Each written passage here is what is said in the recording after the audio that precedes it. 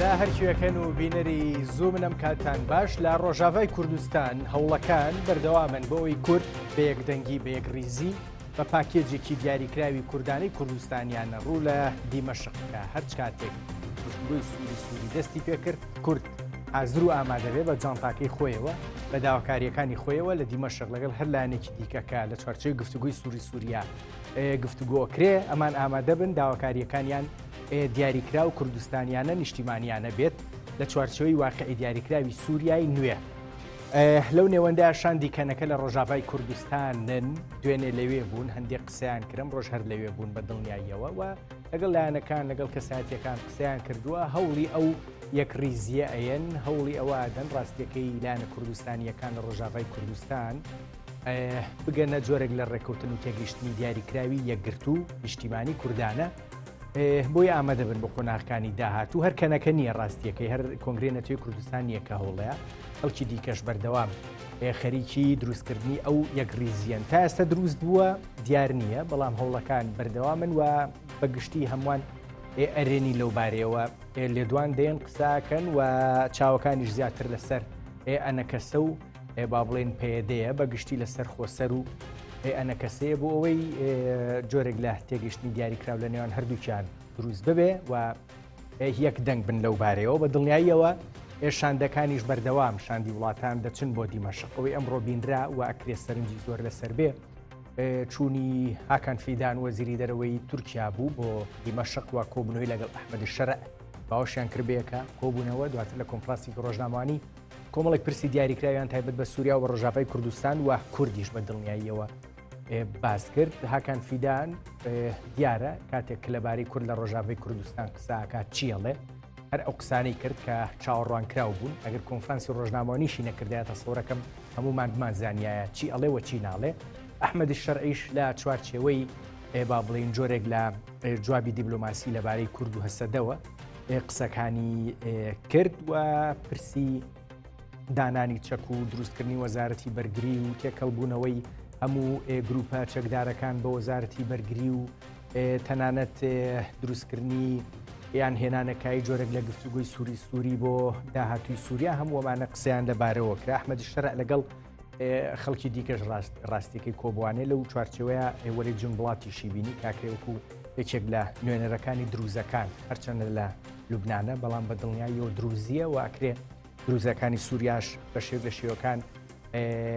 پەیوەست بن بەم کۆبوونەوەی ئەمڕۆ لەگەڵ فاروق شەرعیشا یەکتریان بینیوە ئەوی ئەمڕۆ بڵاوکرایەوە کە یەکتریان بینیەوە فاروق شەرع یەکێکە لە کەساتیەکانی کە لە سەردەمی بەشار ئەسەد لە 2006 تا 2005 وابیان سیانزیان چواردە جێگری سەرۆکۆماری سووریا بوو جێگری بەشار ئەسەد بوو بەڵام بەگشتی بە میانڕەوانە لی ئەنڕوانرێ ئەحمەدی شەرع داوای لە فاروق شەرع کردووە کە لە چوارچەوەی دوگۆی نیشتیمانیە ئەوەی بە گوتەی ئەحمەدی شەرع بەم نزیکانە دەستپێکە ویستوێتی فاروق شەرع بەشدار بێ دیارە یعنی ئەوێت زۆربەی لایەنە سووریەکان پێکاتە سووریەکان هەموو ئەوانەی دیکەش کە پیان وایە کرێ لە ئایندەی سووریایە دوور خرابێتنەوە بەڵام بێنەوە ناو ڕسمە گەورەکە و گفتوگویان لەگەڵا بکرێەوەی بۆ ئێمە گرنگە بە دڵنیاییەوە ئەمشەو هەموو ئەم پرسانە گفتوگۆکەین و پرسی ڕۆژاوای کوردستان بۆ ئێمە گرنگترین یانە لەگەڵ کیا گفتوگویەکەم لەگەڵ هێوی موستەفا جێگریا و سەرۆکی کۆنگرێ نەتەوەی کوردستان کەنەکە ئەو یەکێکە لەوانەیە کە لە ڕۆژاوای کوردستان خەریکی هەوڵەکان بووە بۆ دروستکردنی جۆرێک لە یەکدەنگی و کۆدەنگی لە نێوان لایەنە کوردستانیەکانی ڕۆژاوای کوردستان بەسواسەوە لە ڕۆژاوای کوردستان و لەگەڵ مایە ڕابەر تەلعەت سەرۆکی ناوەندی توێژینەوەی سبەی توێژەر بەڕێزیان لە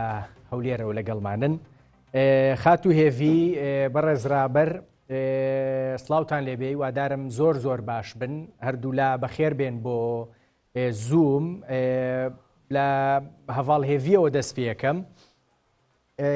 ئێوە چەند ڕۆژێکە پێم وابێ لە ڕۆژاوای کوردستانن و هەوڵێن بۆ دروستکردنی جۆرێک لە یەک ریزی یەکدەنگی لە نێوان کوردان لە ڕۆژاوای کوردستان لەو چوارچێوەیە کێتان بینی لەگەڵ کێیا قسەتان کرد بەچی گەیشتن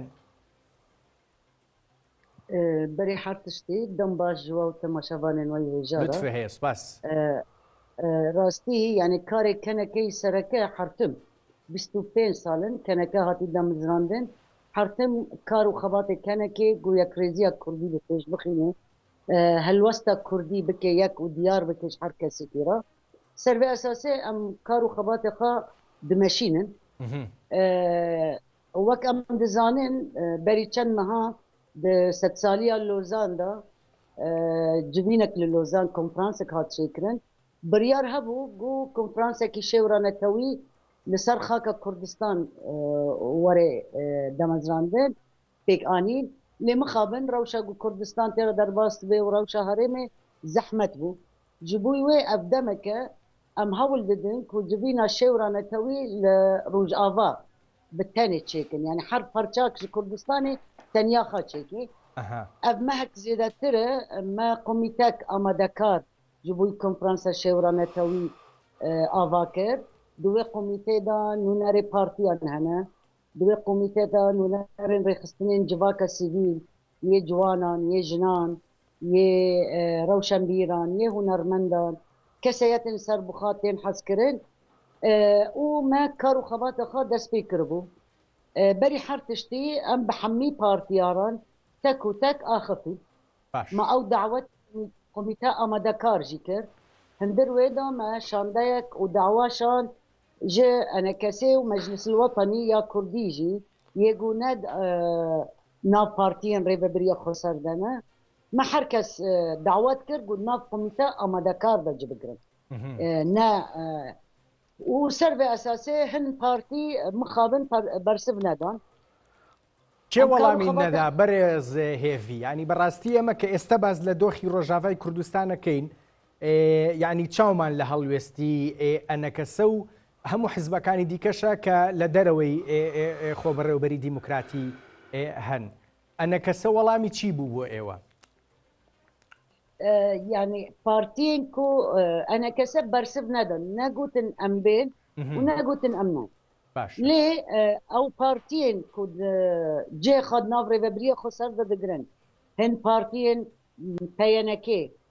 بارتين كو دربي حرب طرفه حميان نرينا خا أريكرن بو تشتكي باشا أم حركس يكريزيا كردي بخازن زيد بيتر ما رولا خا يعني جراني مداي سر رخصتين جواكا سيبي كسيات سر بخا كو ام بهفدورا كان بن دما وقت كونفرنسي ندياره ام هول ددن جو بري 2024 بقدي ام كونفرنس شورا نتويل دار بخن وامي جارك دن دما موعدي كونفرنس ديار ببي امي جارك دن دعوته وشاندايا بشينن جحمي بارتيان واطرافان را ام تكسي جاكي اشنو بولاي انا كسهفال هيفي بو وي داوان لي بكنوا لا كونفرنسكي كان كلا روجافاي كردستان باش داربن بنيازن بتشنو ولايان بمنزيكانا يعني قور فرصته من تيمكر هيفي مهنا وام بهيفينا وحياج ما بي جبر كاري مي سركايه يعني كوي ورن جبر مرحلة قونها هرم تيرا درباس بسوريا تايبت راستي مرحلة كي هبونو تنابونية مرحلة كي يعني قو بيويستا ام برجواندين خاي حزبي ام ناكوكيين خا ام حرتشتكي خادين آليكي وبرجواندين ملتي خادين تيش نها مرحلة امتدا درباس دبن هبونو تنابونا كردات تفاهية نايا بارتيكية نايا كسكية نايا هرمكية يعني دسكفتين كردا حميد خطر يدايا اگر ام في درفتي والكلك ويجي درفتك ديرو كيا ام في درفتي جي دس خبردن ولوزانك دن بسر مدواري وام 6 سالي دن نما كان بن بيجن ام كردن ووي دسكفتين كردا حميد خطر يدايا نتن دسكفتين خلك روجافا دسكفتين باشورجي دسكفتين باكور حميد دسكفتين كردان بخطر يدايا فاز باورم كرد ما هيسا يعني في وقته نا كرد بري 6 ساليه وهشيار ببن وفرقي في خطريه ناس بكن وام بهيفينه كو ام حميد تبلي بكونفرنسا شورا نتوي ببن جو ام كانبن خط خي قالن درباري رنگ چارسريا پرسكريكا كرد بسوريا دا چيه ام چاوا دخازن ام خطي خوي قالن بيل بكن بلا ام جودابن بلا ام نواكهبن لكيج ما تشو رنشتنا هبديتنا دربي بي خطي سور يجو بارتيين ما وملتين ما بهبرة وخيز بكن دبي كونفرنسا باش جاولا من هەڤاڵ هێڤی ینی پرسێکی گرنگت باس کرد ئەوەی کە هێڵە گشتیەکان ئێمە لە یەکتری جیا بکەینەوە و دیاریان بکەین ڕاستیەکەی سەوز و سوور و زرد کاریگەری نەبێ لەسەر ئەم هێڵە گشتیە نەتەوەی و نیشتیمانیانەی کورد لە ڕۆژاوای کوردستان تۆ پێم بڵێ بۆ ئەم دۆخەی ئێستا لە سووریا و لە ڕۆژاوای کوردستان هێڵە گشتیەکانی نیشتیمانی و نەتەوەی کورد کە دیاری بکرێن و هەموو لایەنەکان لە ڕۆژاوای کوردستان ڕێکەون لەسەری چین بۆ ئەوەی ئێمە وەکو تۆوتت لۆزانێکی دیکەمان بەسەر نێتەوە.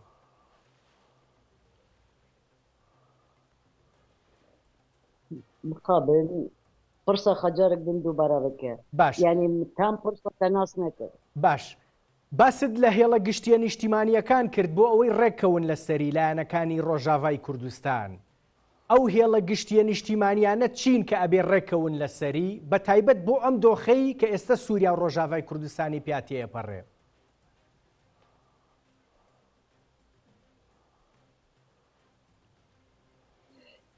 نها از جارك دند بيجن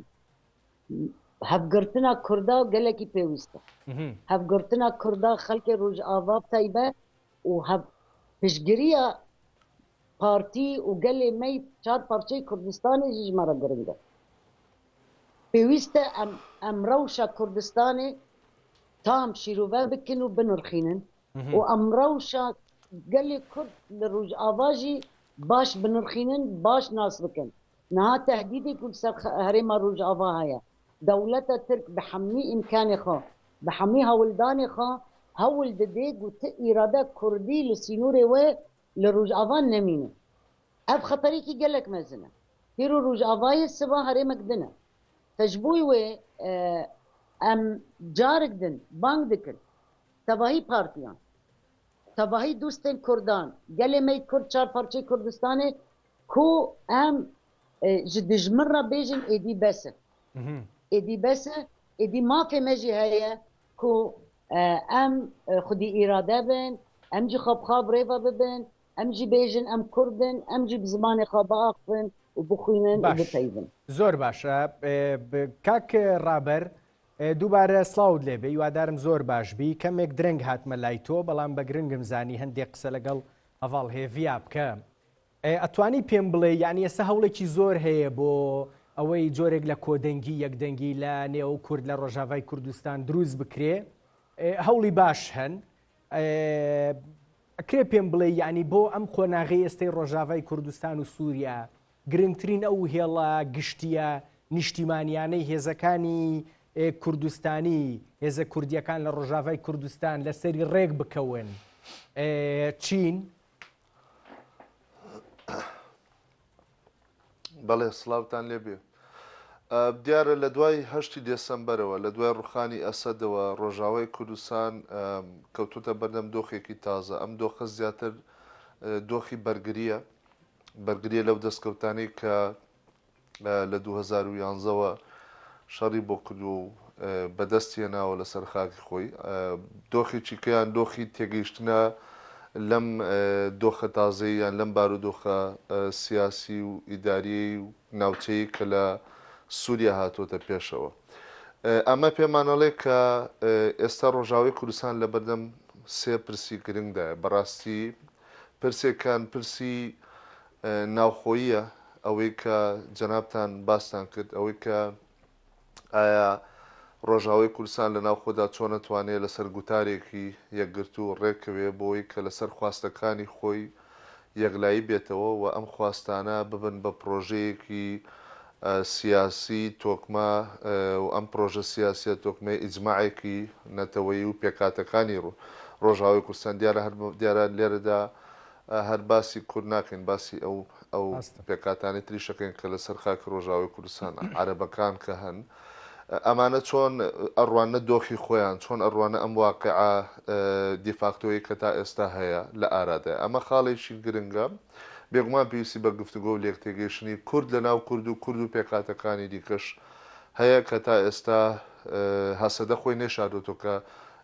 عەرەبەکانی شەریکن لەم پرۆسەیەدا واتە عەرەبەکانی نیشتەجێ ئەم ناوچەیە. ئەمە لەلایەکی کەوە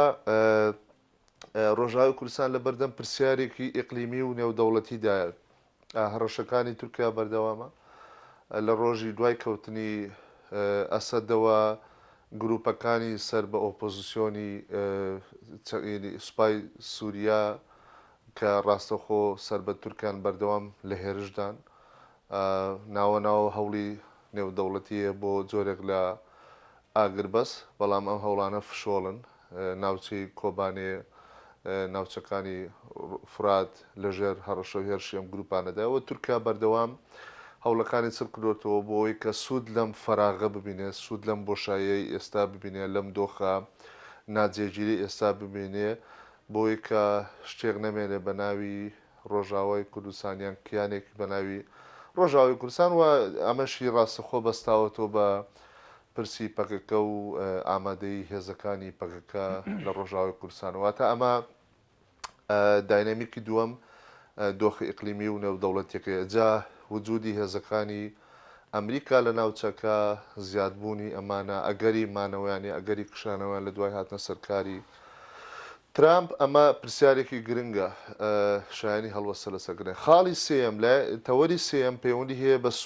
سووریا واتە پەیوەندی بە شامەوە بە دیمەشقەوە ئێمە ئەزانی ئێستا دیمەشق بووە بە ناوەندێکی گرنگی دیپلۆماسی وەفتی وڵاتان لەسەر ئاسی تەمان زیاتر لەسەر ئاسی یاریدەدەرەی وەزیرانی دەرەوەی وڵاتان و وەفدەکانی مخابراتی و دەستگا هەواڵگریەکان و ئەحمەد شەرع و لێدوانەکانی و تێگەیشتنی ئەو بۆ داهاتووی سووریا تێگەیشتنی هەیە تەحریری شام بۆ داهاتووی سووریا بۆ کورد وەکو پێکاتەیەکی سیاسی بەر لە پێکاتێکی ئیتنێکی چووکە ئەمان خەریکن بەتابە لە سەرزاری ئەم دوای لێدوانەکانی وەزیری بەرگریان خەریکن ئەیانەوێ پێکاتەی کورد وەکو ئیتنیک وەکو پێکاتەیەکی دانیشتوانی سووریا جیا بکەنەوە لە کورد وەکو پێکاتە و ئاکتۆرە سیاسیەکەی ئەمە بۆ خۆی جێگای نیگەرانیە کەوایە بە باوەڕی من ئێمە لەم دۆخەی ئێستاە بەر لەوەی کە باز لە دروستکردنی تێگەیشتێکی کوردی بکەین لە ناوخۆی ڕۆژاوای کوردستانە کە بێگومان گرنگە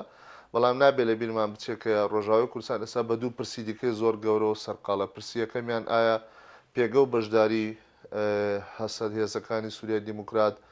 لە داهاتووی سووریایە چییە بێ پێگەی سیاسی ڕۆژاوی کوردستان ئەو ناوچانەی کە تا ئێستا نزیک 125 خاچی سووریا بەدەستوی ئەمە چی بەسەردێ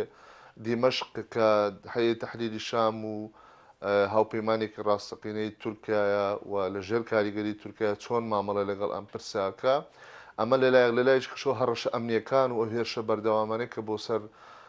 هێزەکانی سووریا دیموکرات هەیە ئەمانە ئەو دۆخە مرۆیی و دۆخە ئەمنیە کە لەوێ دروست بۆیە پێم وایە ڕەنگە لە ئێستاە ئەگەر گفتوگۆکان وڵامیش نەدەنەوە یان زۆریش کارانە بم ڕەنگە پەیوەندی بەم دۆخۆی بێت لە ڕاستیە ئەوەی ئێستا لە سووریا ڕۆدا لەم 20 ڕۆژێ ڕابردووە هیچ دۆخێکی جێژیر نییە هیچ کەس لێ ڕوو نییە کە چی ئەگوزارەیە و زۆربەی لێدوانەکان لێدوانی تەموو مژاوین هەڵگری تەفسیری جیاجیان ئەگەر چی بەگشتی هەم لە لێدوانەکانی مەزوم عەبدیشەوە هەتا ئەوانەی ئەحمەد شەرعیشەوە جۆرێک لە تێگەیشتن یان جۆرێک لە نیەتی تەفاهم هەیە لەگەڵ ئەوژە پڕە لە نیگەرانی چکەوتم لێدوانەکان دیسان تەموو مژاوین ڕاستیەکەی کاک ڕابەر بۆیە زۆر بەمان چاومان لەسەر تێگەیشتێکی کوردیە لە ڕۆژاوای کوردستان کە زوو بێتە ئارا یەکەم بۆ ئەوەی بەرچاومان ڕوون بێت چۆن تەعامل لەگەڵ ئەو تەموو مژایەکەین کە هێشتان ناتوانین لە دیمەشق لی تێبگەین ئاراستەکانی ناتوانین بەباشی جیا بکەینەوە چییە بێ یا چی نابێ ئەمە یەک دوو ڕاستیەکەی جۆرێک لە پەلەکردنیش هەم لە دیمەشق لە تەحریری شام لە خودی شەرعەوە هەم لە وڵاتانی هەرێمی و نێودەوڵەتیشەوە هەیە بۆ ئەوەی گفتوگۆی سووری زوو بخرێتە سەر پێ ئێمادەم ئەیانەوێ ئەمە زوو بخەنە سەر پێ کەواتە ئێمە بێ بە پاکێجێکی دیاریکراوی کوردستانیانەوە ئامادە بین بۆی بچین بۆ دیمەشق اینجا من دووبارە یەکەمەوە ئەم پاکێجە کوردستانیە هێڵە گشتێ نیشتیمانیەکانی چی بن؟ جارە بیرمان نەچێت کە باز لە ڕۆژاوای کوردستانەکەین ئەبێت تۆزێک تێگەیشتمان بۆ چەمکەکان و مەفهومەکان ئەوەی لە ڕۆژاوای کوردستان هەیە هەتا ئەمڕۆ لە 12 ساڵی ڕابردووە تۆزێک جیاوازە لە تێگەیشتنی ئەمە بۆ کوردستانی بوون و نیشتیمانی بوون ئەوەی کە ئێمە لە باشوورە هەمانە لەبەرەوەی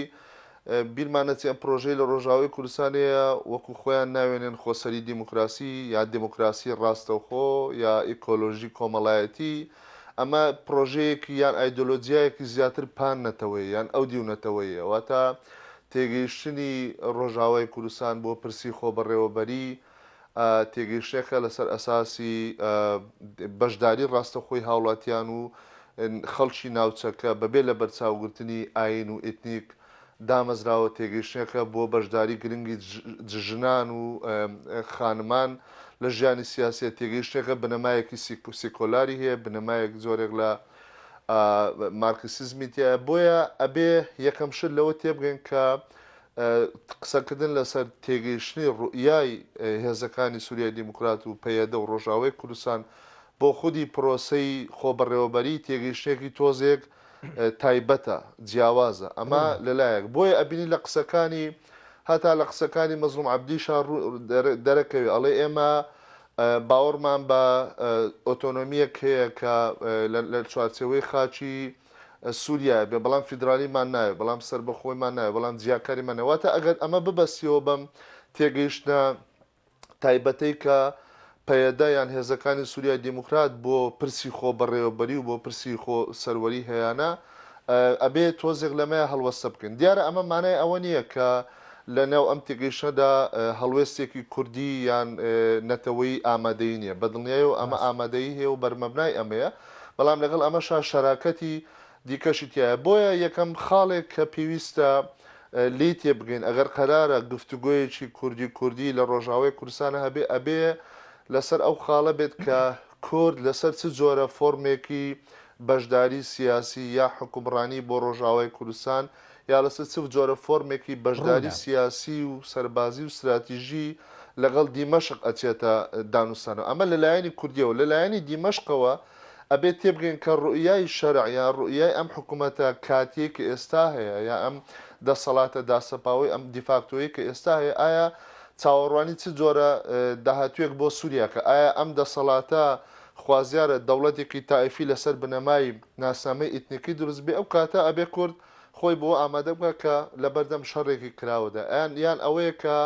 ئەوێ دەوڵەتێکی سیکۆلاری لەسەر بنەمای نیشتیمانی و هەموو پێکاتەکان ڕۆڵیان هەبێ و هێزێک نەبێ لەژێر جا ئەمە ئەم تێگەیشتانە گرنگە جارێ بۆ ئەوەی قسە لەسەر ئەمانە بکەین ڕاستیەکەی دەبێت تەنها ئەوە بڵێن کە هیچ کەسێک بەرچاوی ڕوون نییە تەنانەت بە ئەجەندا ناوخۆیەکان و بە ئەجەندا ئەقلیمیەکانیشەوە ئەوەی کە زۆر ڕوونە تورکایەکە ئەڵێ نابێت کورد هیچ ڕۆڵێکی هەبێ و هێزەکانی دیکەش زۆرێک مجامەلیان هەیە بەتابەت لە اینجا من دواتر کاک ڕابەردێمە سەر ئەو وردەکاریانە لە گفتوگۆکانی خۆمخۆت بەڵام نامەوێت هەڤاڵ هێڤی ڕاستیەکەی زۆر ڕاگرم هەڤاڵێڤی ئەمڕۆ هەکان فیدان لە تەبە نەزانم تۆزە لە سۆرانیەکە کەم تێگەی بۆیە هەوڵێم بە کورتی پرسیارەکە بکەم هەکان فیدان لە دیمەشق بوو تورکیا چی لە دیمەشقەوێ و چی لە ڕۆژاوای کوردستانەوێت هەتا چۆ ئەڕوا تورکیا تمام يعني بري حرتشتي كريزا سوريا بهلواشاندنا بشار الأسد حل نابت شارسر نابود وك ام دزانن تركيا دسبيكا الوزيا سوريا تشيبويا تدخلي سوريا دكي وبحمي رنغان بري شورش تشاوت كر شورش كي كشتن وطائفي ومذهبي والكلاكوي حارتمجي إرشي هرمن كردادكي راستي انقول سر خاكا روج آفا باروواجي دكي رجيما باس لشامي هشت و إرشي دورن روج آفا كر عفرين داگر كر سريكانية گريسكي هروسا نهاجي تشتي هلواشاندنا أسد وهاتنا هي التحرير الشام لشامي ام دبينن تركيا بحميها ولدانين فا رنگ لشکری ایریشی هرمن مدکه و برنگ سیاسی چیندن و هاتن خوا لشامه حرتم دخازه بازار سر حساب کردا یک وری کرن اف يعني خط قالنگ اشکره حمود جهان را دبیجه هاو حاتنا حاکم فیدان دخازه دملي استخباراتي دا دملي امني دا دملي لشکری دا تکلیان لگل شام خورد بکی گو بچه رنگی بچه آوایی ایریشی هرمن ریببریا خسر بکی و بتایبت هرمن روج آوا يعني بحمي رنگان هول دده گو نها فتنه بنابري كرد وعرب وسوريان واشور ايجو بهفرة افده سالن ريببريا خسر چكري بحمي رنگان هول دده گو نابري كردان نابري بارتيان دا ناكوكيان وان جهبدو قطبكي وان لاواز بكي وكردكي ضعيف ببي سر ماسايا هبديتنا لشامي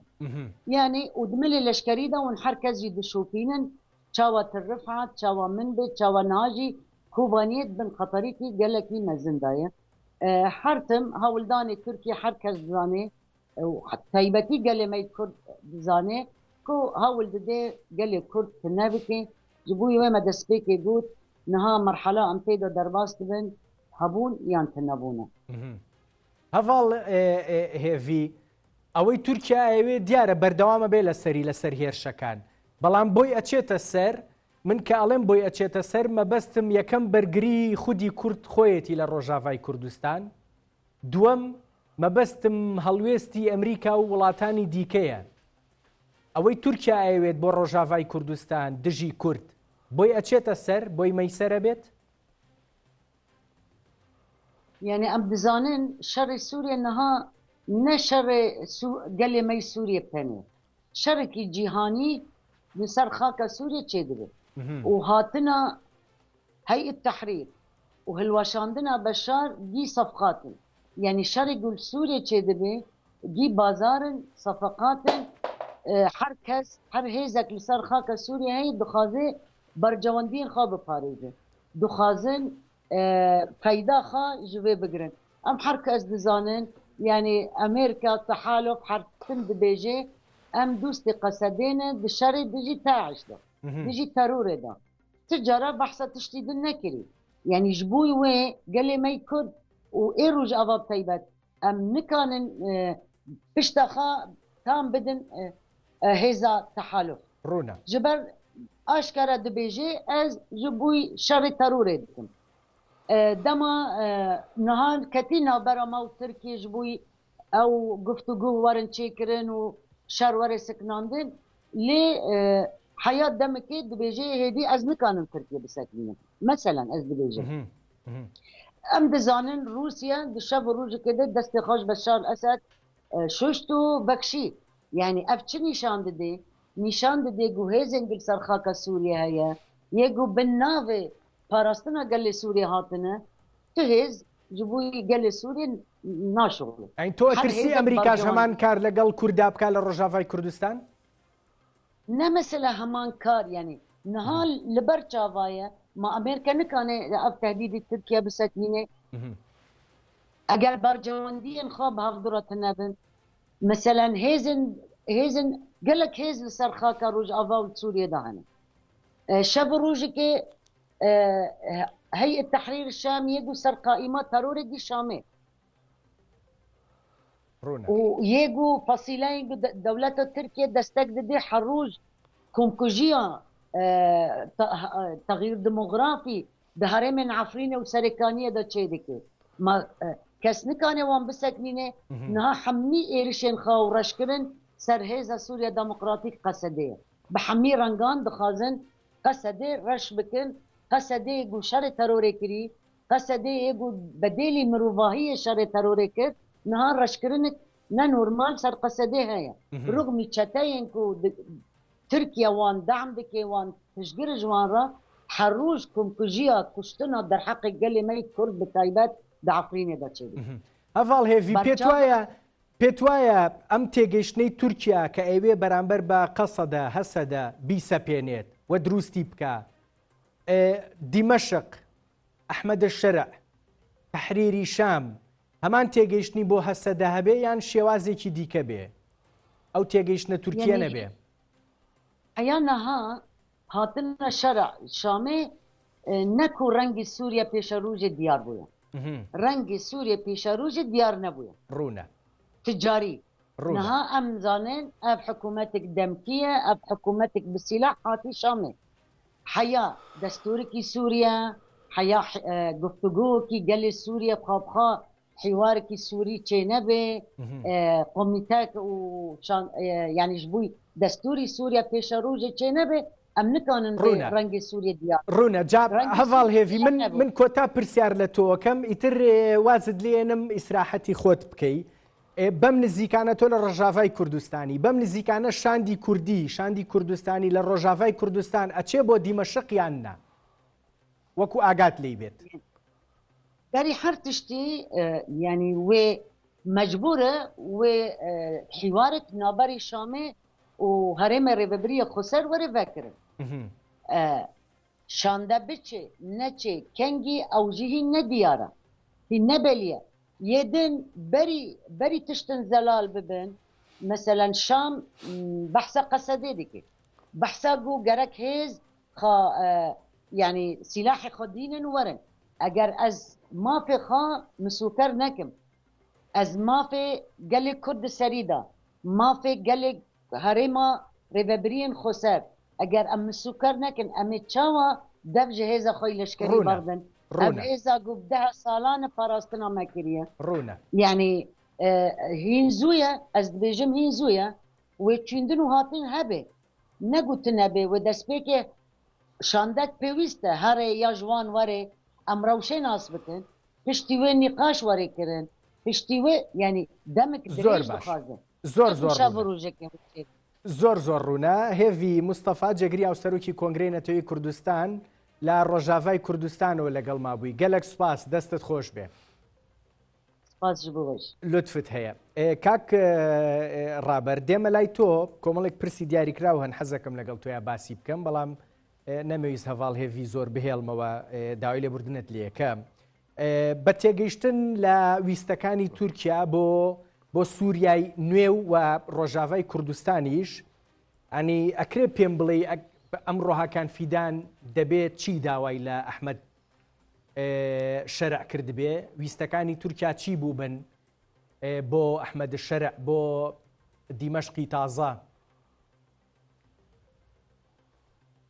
بەڵێ دیارە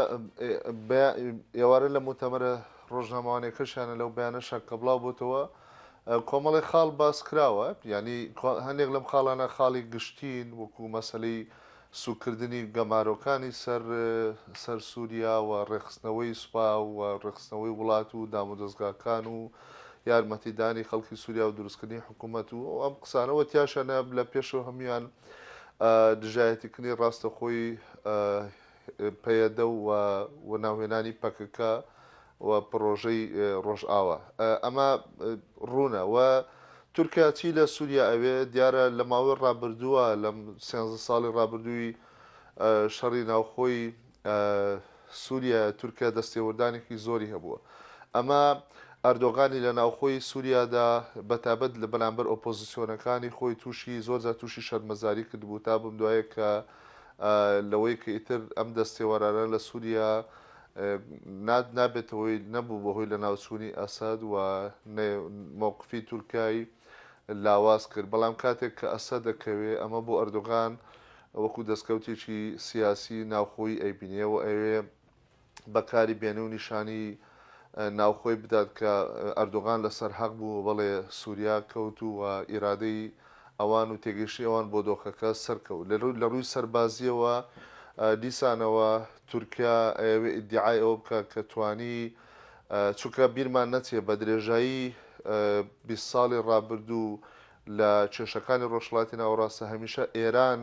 زیاتر ڕۆڵی گەورە و دەست پێشخەری هەبوو تورکیا هەمیشە ئەگەرچی وڵاتێکی گرنگە و لە ناتۆی و ناوچەی جوگرافیەکەشی گرنگە بەڵام هەمیشە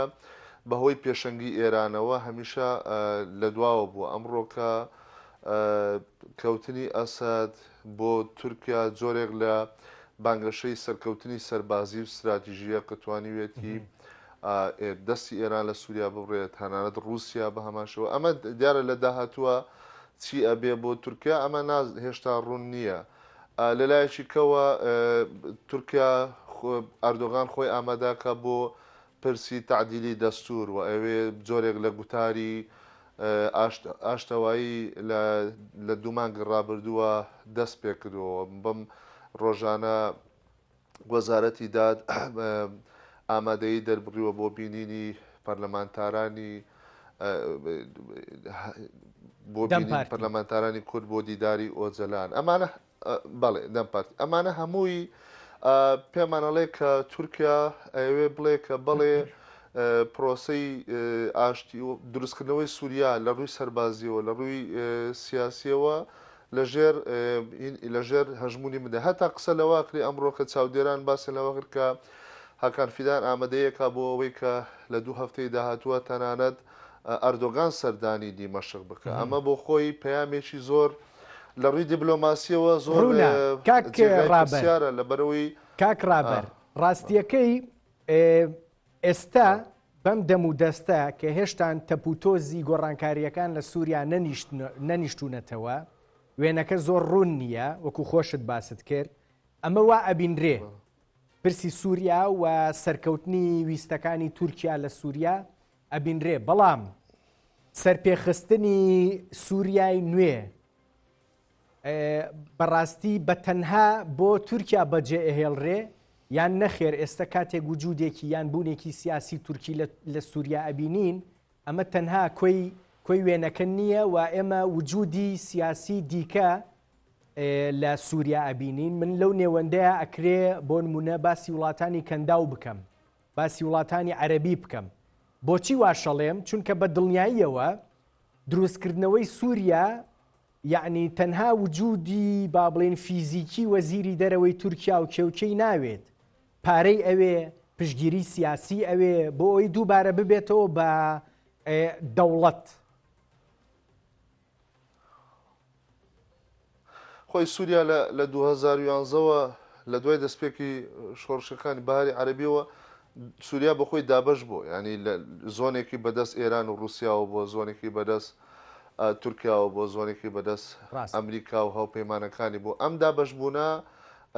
بەکەوتنی ئەسەدیش کۆتایی نایە. ڕەنگە نەخشەکە گۆڕانکاری بەسەرا بێ جۆرێک لە ئەکتەرەکان بەشێکیان پاشەکشە بکەن بەشێکان ئەکتەری دیکە بێتە جێگای. بەڵام ئەوەی کە قسە لەسەر ئەوەی دروستکردنەوەی سووریایەکی یەکگرتو لە ڕاستیە لەم دۆخەی ئێستا کە وەکو باسمان کە دۆخێکی زۆر ئالۆزە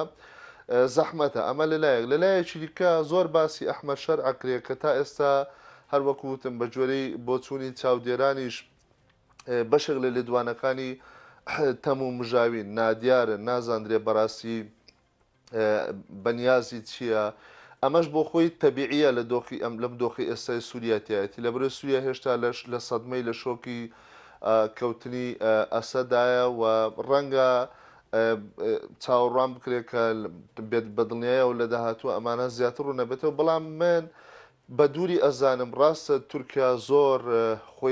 زۆرێک خۆی بە خاوەنی هەیئەی تەحریری شام ئەزانێ یان پێی وایە فەزلی بەسەریەوە هەیە. بەڵام من پێم وایە لە دوورمەودادا بە دووری ئەزانم کە هەیەی تەحریری شام یان ئەحمەد شەرع بەتەنها بکەوتە دەستی ئەجەندایەکی تورکی سەداسەدەوە. ینی من پێم وایە ئەمە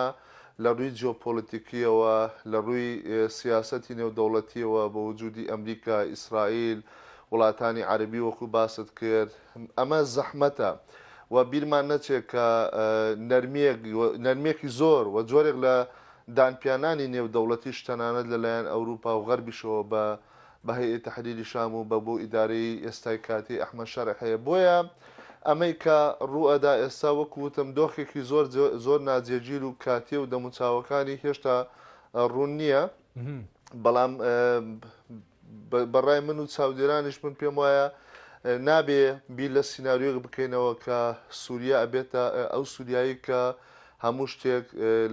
لەژێر دەستی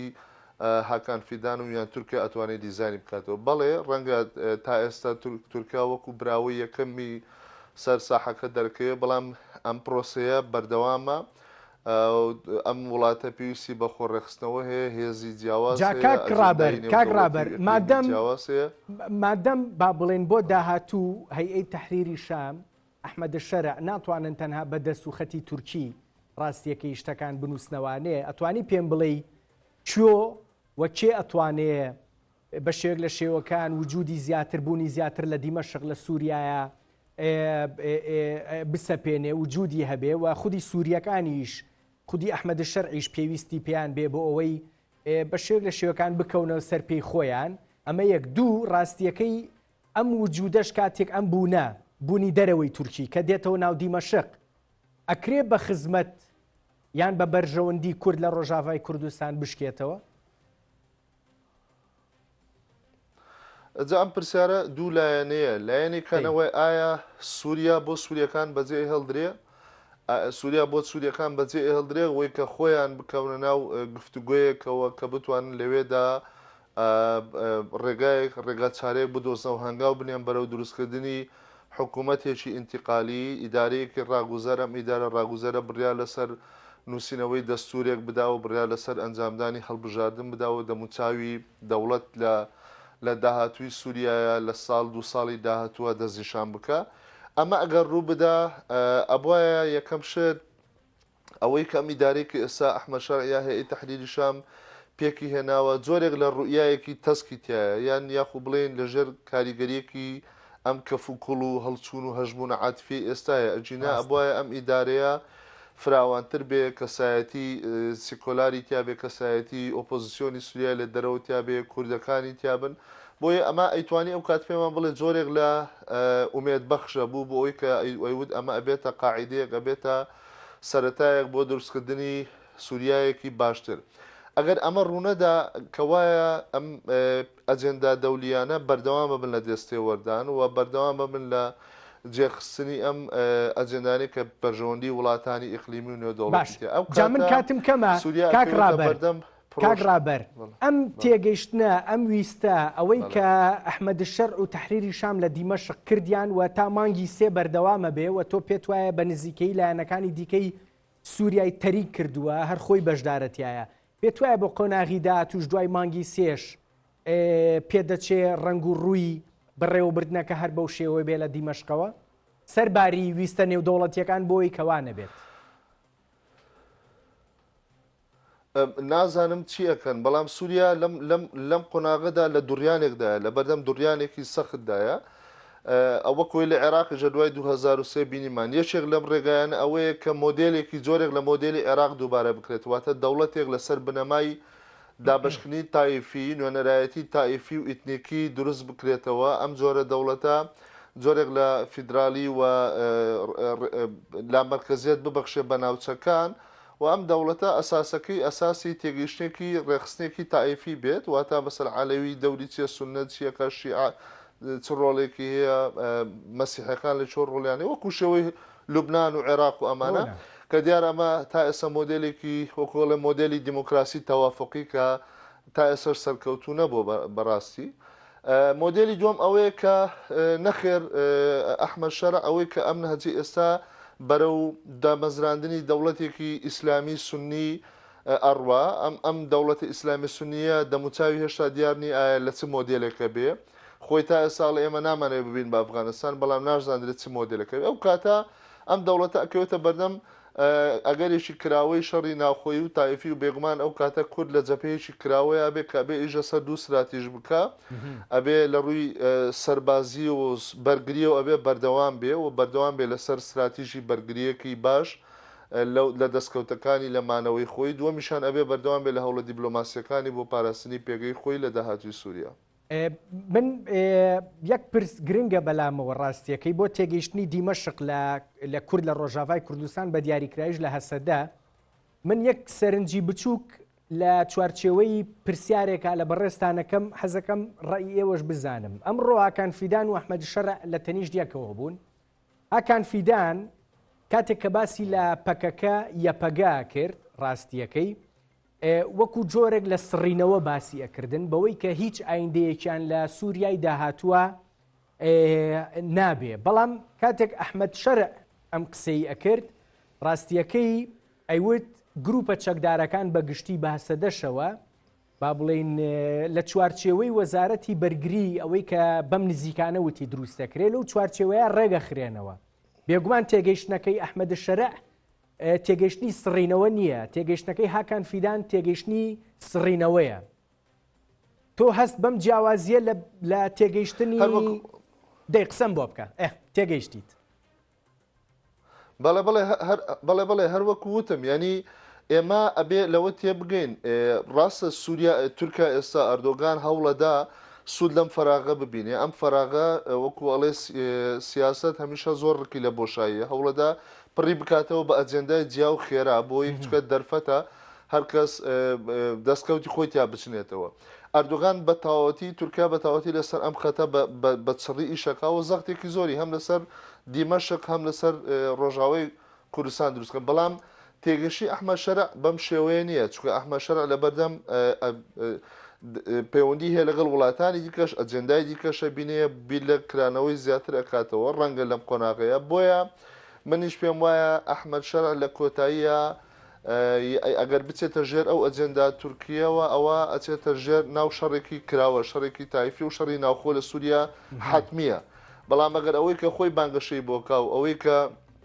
مەزلوم عەبدیش لە کۆتا چاوپێکەوتنیدا باسی لە زۆرێک لە پەیوەندی و تێگەیشتن کردووە لەگەڵ هەیەی تەحریری شام و زۆرێک لە نیەتی باش کردووە ئەمانە ئەبێ بەیەکەوە دابنیشن ئەو کاتە پێمانەڵێ کە ئێمە لە بەردەم سینناریوەکی گەشتر داین ڕوونە کاک ڕابەر کاتم زۆر کەماوە یەک پرس بۆ ئێمە زۆر گرنگە یەک پرس بۆ ئێمە زۆر گرنگە تورکیا زۆر گرە و لەسەر سەردەمی ترەمپەکە گەرانەوەی سەردەمی ترەمپ بۆ سەرۆکاتی ئەمریکا ئەم ڕاکان فیدانیش تقریبان مەسجێکی لەو شێوەیە تۆ پێت وایە ئەم خۆشببینیەی تورکیا بۆ سەردەمی ترەمپ پێدەچێ خۆشببینیەکی واقعی وا دەرچێ یان نەخێر پێدەچێ مووقیفی سەردەمی دووەمی ترەمپ بەرامبەر بە ڕۆژاوای کوردستان شتێکی دیکە بێ چونکە دوجار دۆخەکە بەگشتی گۆڕاوە هەم لە سووریا هەم لە ناوچەکەش. پێم وابێ هاتنەوەی ئەم جارەی ترامپ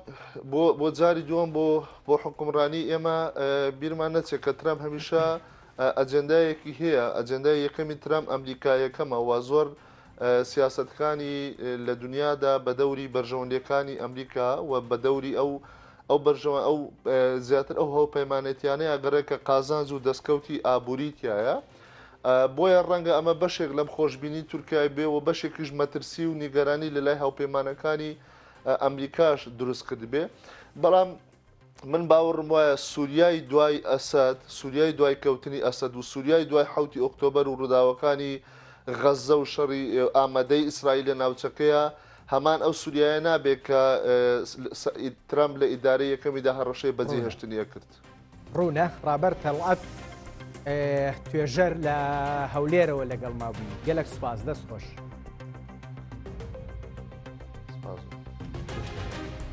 سپاس بۆ سەرنجی.